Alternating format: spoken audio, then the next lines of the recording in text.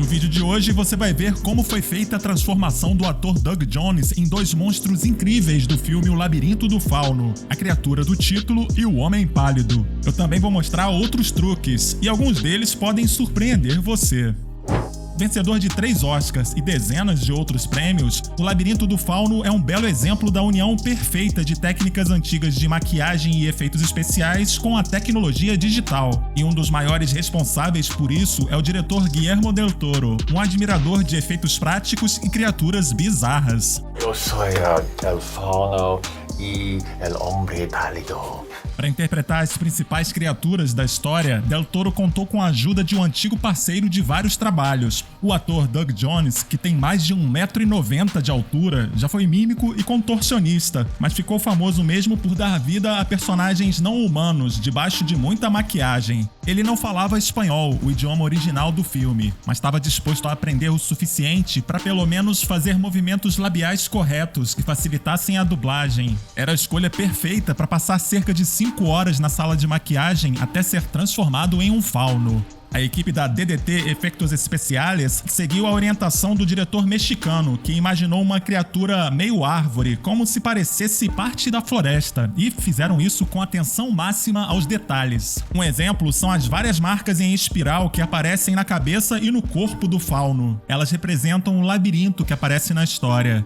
E a criatura vai se transformando. O fauno começa com uma aparência mais velha, com cabelos mais claros e catarata nos olhos, e vai rejuvenescendo, como se ficasse mais poderoso à medida que a protagonista fica mais tempo naquele mundo. Foram construídos 2 trajes justíssimos a partir de moldes do corpo do ator, que precisava ser coberto com talco, senão ficava muito difícil dele entrar na roupa. Diferente de outros trajes de monstro, esse era dividido em várias partes, o que foi bom para facilitar a mobilidade do ator. Em uma peça que cobria o tronco, ficavam 2 baterias que ajudavam a alimentar dispositivos eletrônicos da cabeça do personagem. O rosto da criatura, que tinha proporções muito diferentes do rosto humano, precisou de uma máscara animatrônica na parte superior, com olhos e orelhas controlados à distância. O ator enxergava por pequenas frestas no canal lacrimal e teve que usar uma dentadura e um molde de plástico para achatar o nariz. Alguns motores tiveram que ser escondidos na base dos chifres, que pesavam quase 5 quilos. Doug Jones também vestia uma espécie de jaqueta que tinha um zíper coberto por pequenas raízes coladas com adesivo, e as luvas internamente tinham extensões de plástico nos dedos. Já a parte das pernas precisou de alguns truques mais avançados. O ator usou extensões de cerca de 20 centímetros de altura. As pernas do fauno ficaram por trás das pernas do ator, que seriam apagadas digitalmente pela equipe da Café FX. Isso funcionava muito bem quando o personagem ficava mais de lado, mas quando a câmera filmava o ator de frente, as pernas tinham que ser refeitas com CGI. Algumas expressões faciais também foram aprimoradas com computação gráfica, principalmente quando o fauno piscava. É que a máscara animatrônica tinha pequenas limitações na hora de fechar os olhos. A outra criatura, interpretada pelo Doug Jones, o Homem Pálido, a princípio era totalmente diferente. Começou como um tipo de fantasma flutuante, depois virou um monstro de madeira e foi evoluindo até se tornar uma figura pálida, um homem velho que perdeu muito peso. Mas o diretor achou que ficaria mais perturbador se o rosto fosse removido, virando algo que, de certa forma, lembrasse uma arraia. A ideia dos olhos nas mãos teria vindo das mãos translúcidas que aparecem em um pôster do filme Fantasme. Para executar tudo isso, foram pensadas 2 alternativas: cobrir o ator com maquiagem ou usar um boneco esquelético, manipulado de forma semelhante à do teatro de bonecos japoneses. Del Toro acabou optando por um design que, de certa forma, misturava um pouco das 2 ideias. Doug Jones seria coberto com maquiagem, mas as pernas magras da criatura seriam colocadas por cima das pernas do ator, que ficariam vestidas de verde. Assim como no caso do fauno, essa ideia funcionava muito bem em um ângulo, só que de frente. Quando visto de perfil, foi necessário refazer as pernas com CGI.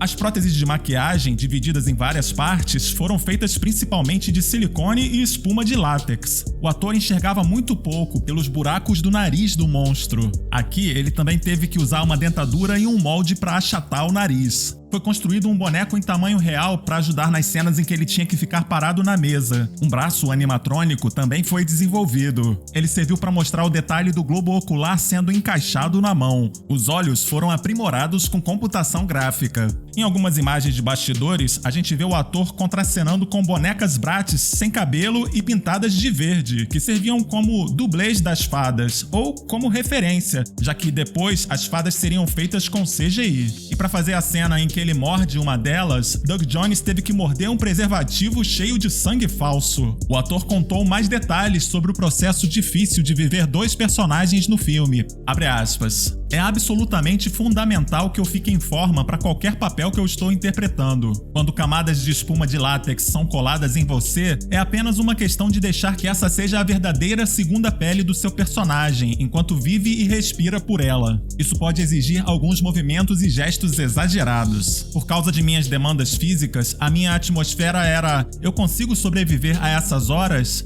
Consegui passar por essa filmagem vivo e entreguei todos os diálogos em espanhol no set como se fosse um falante nativo. Tive um verdadeiro sentimento de realização. Fecha aspas. As fadas foram parcialmente inspiradas em um conceito desenvolvido para o primeiro filme do Hellboy. Del Toro sugeriu que elas não tivessem cabelos para ficarem mais parecidas com insetos. A equipe da Café FX incluiu asas inspiradas em folhas e o diretor aprovou a ideia. Quando a fada aparece totalmente em forma de inseto, o bicho-pau também foi feito com CGI. O que não foi feito totalmente com CGI, e aqui talvez você se surpreenda, foi o cenário onde a câmera passeia no início do filme. Para isso, foi construída uma maquete que possuía uma parte móvel, permitindo que a câmera entrasse pela porta. O CGI só adicionou alguns detalhes a mais nesse cenário. Em alguns casos, os efeitos práticos serviam mais como referência e depois foram substituídos total ou parcialmente por computação gráfica. Esse foi o caso da Raiz de Mandrágora. Ela chegou a ser feita com um boneco controlado por cabos e por rádio, mas depois foi refeita com CGI. O mesmo aconteceu com o Sapo, que inicialmente seria um boneco controlado pela maquiadora Montserrat Ribé, mas o boneco era feito principalmente de espuma de borracha, que ficou úmida no set de filmagem, e isso dificultou a movimentação. Uma versão do Sapo em CGI acabou sendo usada na maior parte dessa cena. Agora eu deixo aqui um aviso de que eu vou falar de um detalhe que alguns podem considerar como spoiler, embora não seja dos maiores. Bom, o aviso foi dado, hein? A certa altura, o vilão tem a sua boca cortada por uma faca. Em seguida, ele mesmo faz uma costura na lesão, em uma cena que foi filmada com maquiagem tradicional. A bochecha do ator, que pode ser vista por baixo da prótese de maquiagem, foi pintada de azul. Obviamente, o ator Sergi Lopes teve que costurar com todo o cuidado só a parte que tinha a pele falsa. O retoque final foi feito na pós-produção, por meio de computação gráfica. Foi assim que removeram toda a parte azul. E aí, gostou do vídeo? Então deixa seu comentário aqui embaixo. Não esquece de deixar seu like ou dislike. O importante é participar. Um grande abraço e até a próxima!